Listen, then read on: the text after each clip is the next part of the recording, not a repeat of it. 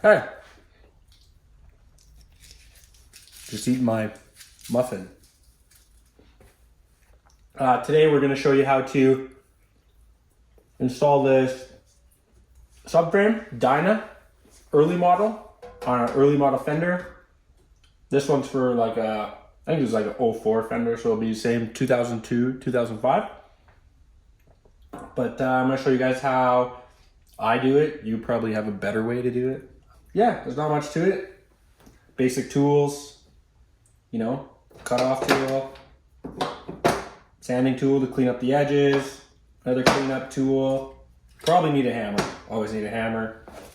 Tape, a couple Sharpies, muffin, coffee. Obviously you'll need to buy the subframe from the website. Currently in stock, $99 and up. You'll probably have a fender already. If it's already cut, that's cool, but this is a stock one. It's kind of beat up, kind of ratchet, but it's pretty straight for the most part. Makes me feel not bad about cutting it up, so. Safety glasses, don't forget safety glasses. Cats do it. Got our subframe. First thing I like to do is obviously just lay the fender on its side. If it's nice, like tape up the edges, blah, blah, blah, blah. Keep your paint safe. Otherwise, you're just gonna create more work for yourself. This one's not very good shape, so it's gonna get painted anyways, but you guys will probably have a nice fender. Want to keep the paint nice, so obviously we're gonna give her a little tape up. I usually like to start at the top of this hole. Give her like a quick and dirty.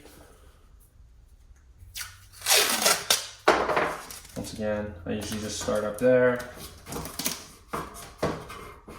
Break it in.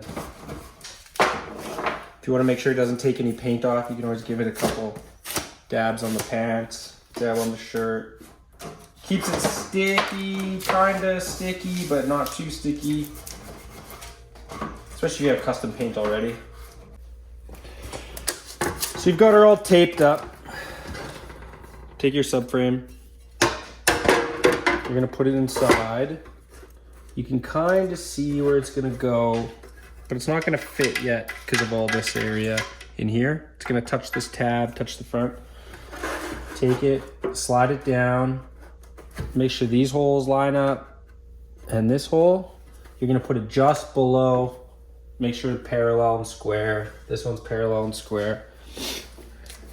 And then we're just gonna mark like a cut just in front of this. That way we can cut the line and then trim to the line. Because you don't wanna make a perfect line because you're never gonna make it perfect. You wanna leave yourself some room for error. So you can kind of see our subframes here. So what we're gonna do is we're just gonna cut it in front.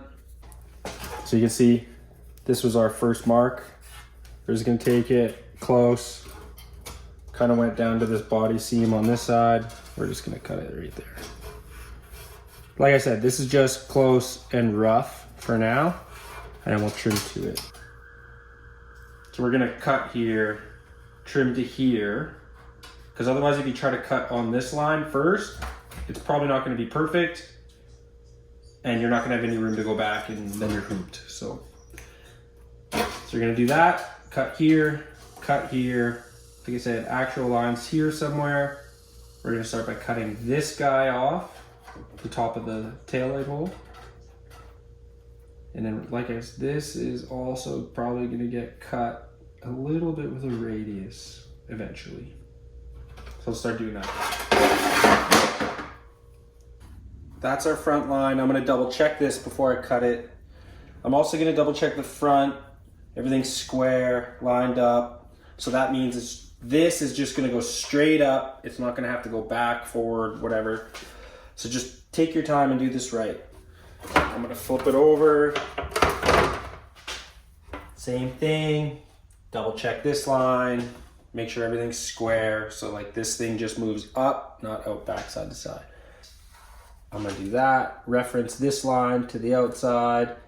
Looks like my line was a little bit off on the first time, so we're gonna go here instead, which is about 1 inch in front. And this is gonna get cut off. This is why we double check. You can do this on the bike too. I've done lots on the bike. All right, let's do it.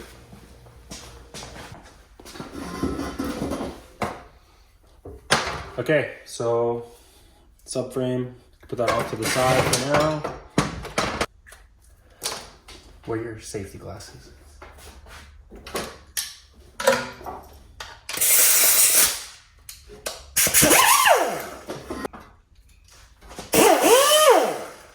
I usually like to start with like the easy cuts first. You don't want to start with the hard shit first. You want to start with the easy shit.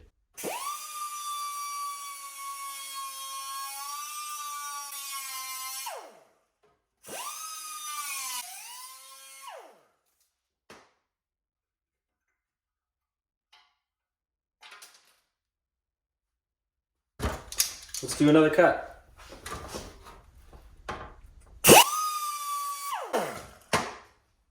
I'm gonna put on my apron so I don't get sparks all over my shirt and ruin it, because I love these shirts.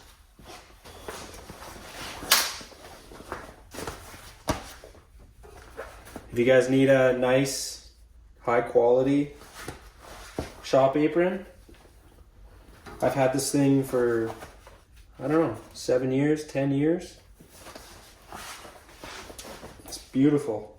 It's like high quality wax denim. My buddy Kyle made it. I don't know if you can see this. Closed General Leather. This thing's been through the ringer. It's built multiple bikes and been 10,000 zip discs thrown at it.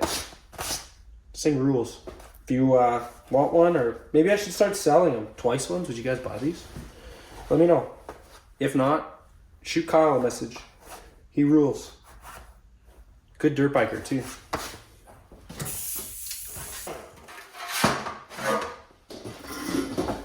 Always score a line first. Makes it way easier to follow instead of just trying to dig and gouge and then follow the whole thing through. You'll just bite and it'll grab and twist, and you might cook this thing and send shrapnel everywhere.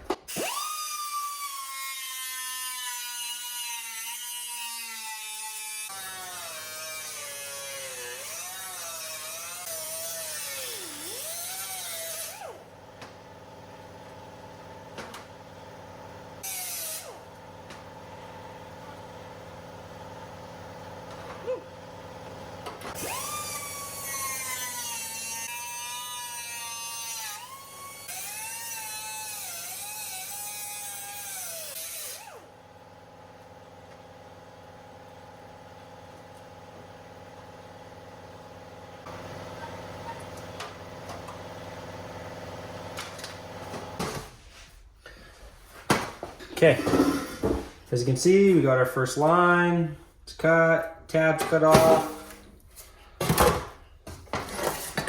We're gonna do a quick mock up. So it's probably not gonna slide all the way up here, but we can get it close.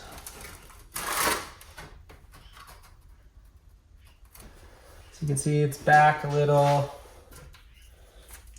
Got our nice hole here. Everything's lined up. Get it close. Give it a little mark. It's gonna sit kind of, you can see these holes are kind of lined up. It needs to come forward and up. Just a bit. Then we're gonna trim this a little bit. And then we're gonna bring this in real slow and bring these in real slow till we get close. And then we're gonna take the bottom off the sides.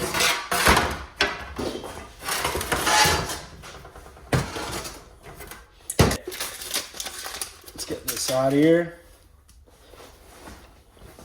So what we're gonna do is we're gonna take, this is doubled up This bracket for this license plate is actually 2 layers thicker than the actual fender. So what we gotta do is flap this little area down a bit so that we can get that subframe nice and tight to it. Because otherwise, if we leave this doubled up on this side, it'll just interfere with the top. So we're gonna flap that off.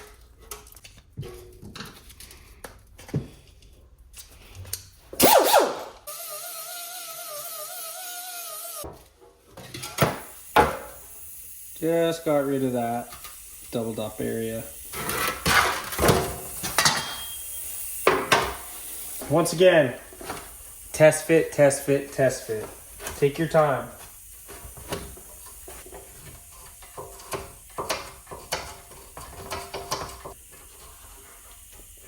Leave it like a 1/4 inch ahead at least. It's easier to take it off than it is to put it back on.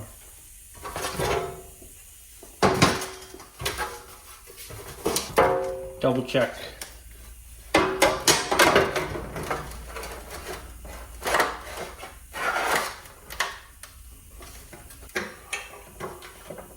And then it's gonna get cut off.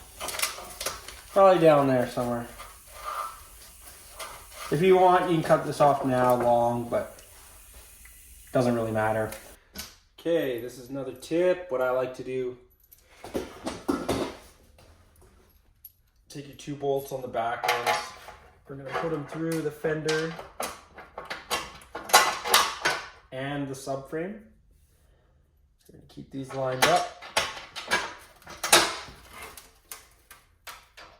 They can just be hand tight, but snug for now. The holes on the subframe are a tiny bit oversized, which just I found gives you guys like a little bit more slop up and down. Gives you a little bit more play. So if you cut it and it's not perfect, or your fender's super crunched, or not super true and square anymore, and have some manipulation. And then this will help you line it up, keeps it true. You can push it up, cut, move it out of the way, cut, cut. You can also do this on the bike.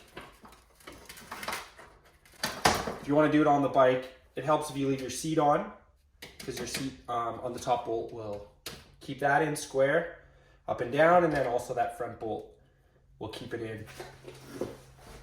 It kind of keeps everything manipulated, and then you can like keep these in, swing the subframe out of the way, fender up. So we're gonna take this guy. You can see, use your better judgment, guys. Leave that close. We'll probably cut that off too for now. Bring this in, nice and close. That off. And we'll probably cut this here somewhere. Okay, let's do that.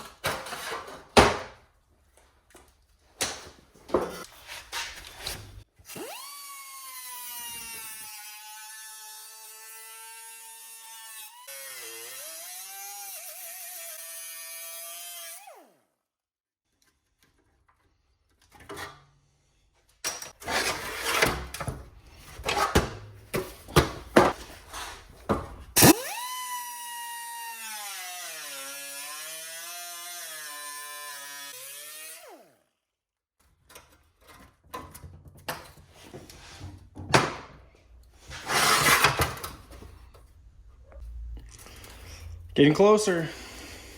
Got those bad boys hacked off. Same with this one. Make sure you mark it clearly so you don't sewer yourself.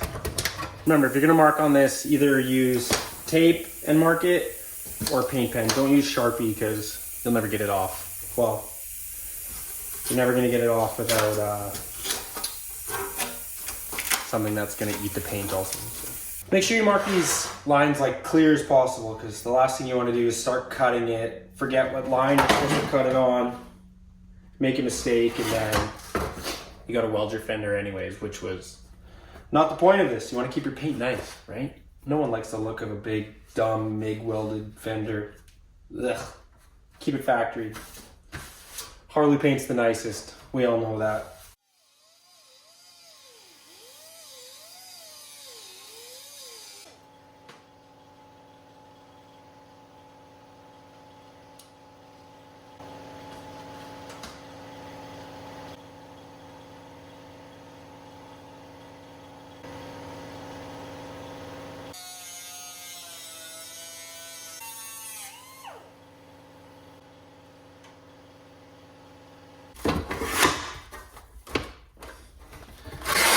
As you can see, holes are pretty close to being lined up.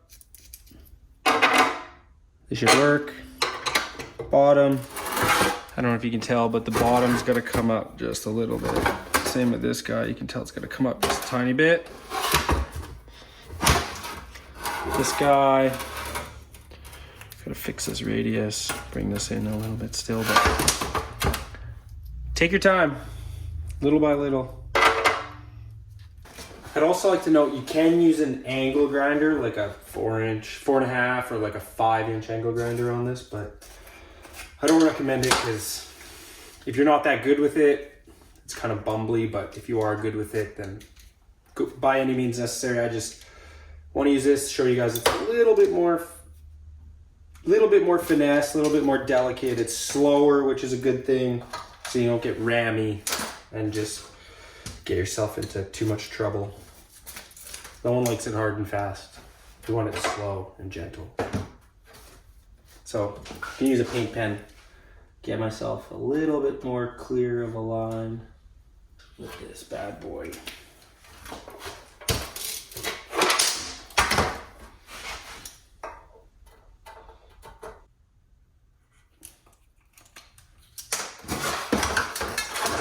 Okay, let's pull that off. Okay, so there's my paint pen line. A little easier to see both sides. That way I can just start from the outside, trim up to this line a little bit. This one's still rough. That's a rough line.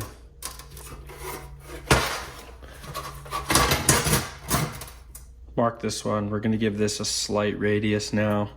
Then we're gonna test fit again.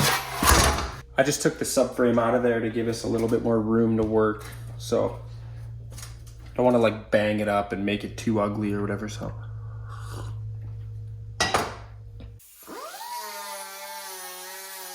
remember that radius is going to be this way, right? Not this way. So come at it this way.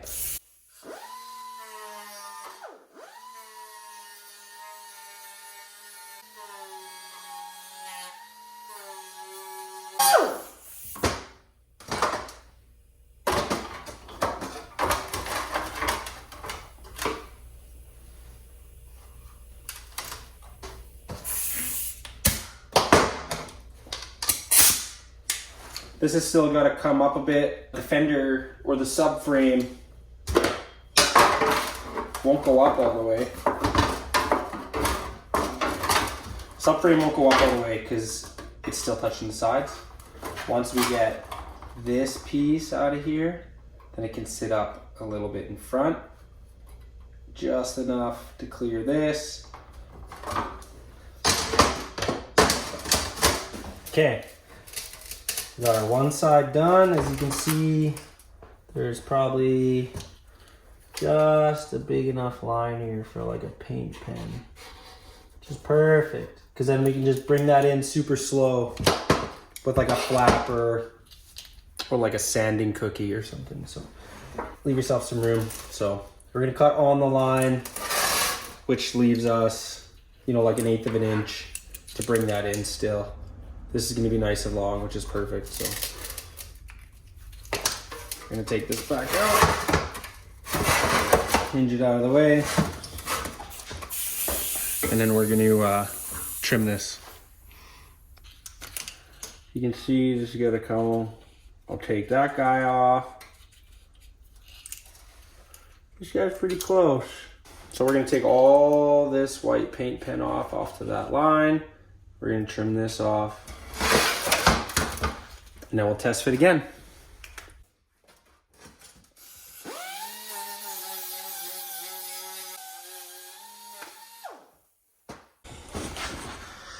Okay, as you can see, let's flip this. We're getting pretty close. Got a little bit in here on both sides. We have a little gap in the front. As you can see, so we're a little bit ways away. Gonna bring it up, gotta bring this in, gotta bring this in. But it's looking pretty close. As you can see in here, this is doubled up. So what we're gonna do is we're gonna bring that in. We're gonna take this in and we're gonna radius just nice and slow. And then just keep test fitting, bringing it up, out, test fit, test fit, test fit. Bolt holes are looking pretty close. As you can see, on the inside, they're pretty close. Still got our back ones in for pivoting, but overall, we're getting there. Just take your time, guys. You can see. Take your time, take your time, take your time. You only get one chance. Bring that up. This side's pretty close. This side's pretty close. So we're just gonna bring this. We're just gonna take this up from the bottom. From the bottom.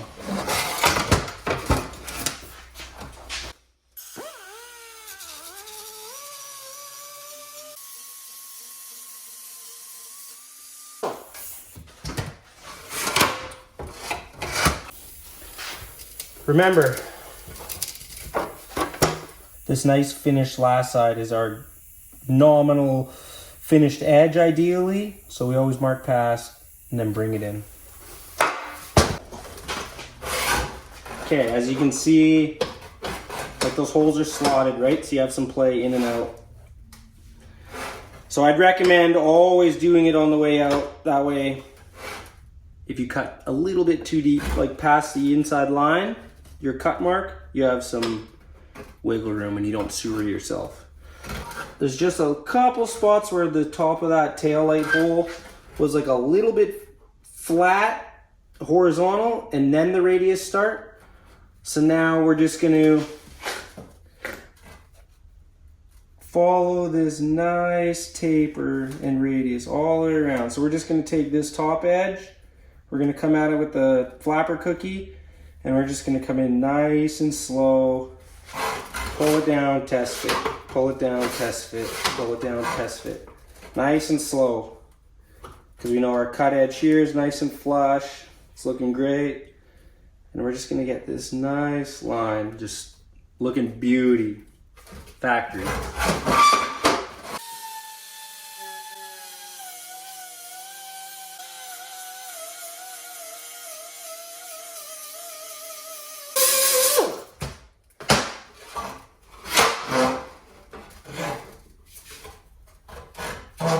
It's looking pretty close. I'm gonna take a little bit off here. And maybe we'll come at it from the bottom, thin this out a bit, where that doubled up. So, as you can see, we're a little bit above. Use a Sharpie. I don't know if it matters, but we're just gonna bring that up to that.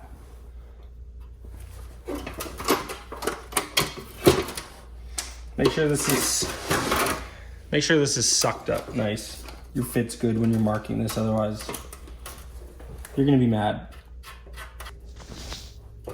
I like to look down it, and you're gonna cut these at the same angle. So when you're done, when you look across, they're not two different heights.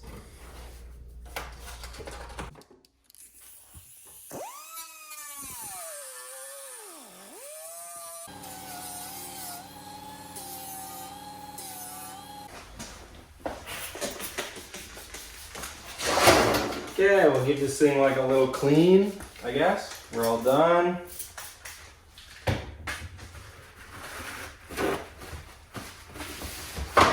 This is just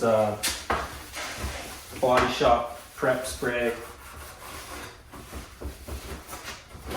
Let's get all the dust and all that garbage off there.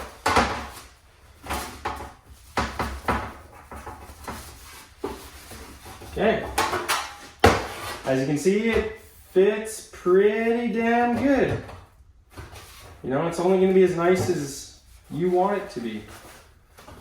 This is a pretty haggard fender. It's kind of bent on the sides, got a kink there, you know. But for the most part, this is what I wanted. No grinder marks, no fucked up paint. Like if you had a blue bike and you know this kink in the fender wasn't there already, this would be perfectly runnable. I think it turned out pretty damn good. You know? Looks nice and even. It's beauty. Deep, not too deep. This will fit Scrape City XL plates and Rob Stunt sells homegrown titanium, those Texas sized plates. It'll fit that too. Nice and reinforced. Everything fits like it should. Still got your holes for your license plate. We do sell a 3-wire round tail light, which you could mount in. You could drill it in your fender. You could drill it above your license plate. If you're running no plate, you could just drill one of these holes out. I think it ends up being like a 3/4 nominal ID hole. Plug her in, 3 wires, running brake, and then a ground. Good to go. Go find some little blue touch-up paint. You can touch this. If you can't find the exact color, you just hit it with some clear. Subframe's stainless steel, so that'll never rust, luckily. Yours will be polished, yours will be beauty. Pretty nice. Tell me what you think. It's pretty easy. You basically use 3 tools. Angle grinder, cut-off wheel, little bit of time, paint pen, Sharpie. It's pretty good. Tell us what you think. Ready to party. Didn't take very long, maybe 2 hours total, start to finish, but just take your time. That's the key. Take your time, take your time, take your time.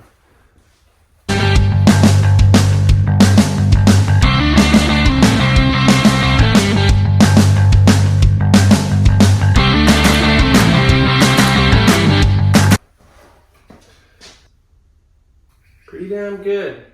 Thing looks great. Looks almost identical to mine. Mine's seen a ton of abuse. Almost scraped daily this summer, I feel like. Nice and deep. You know, not too deep. Still hit coast, hand drags. You know, it's good. Just past noon, not too far. Tell us what you think.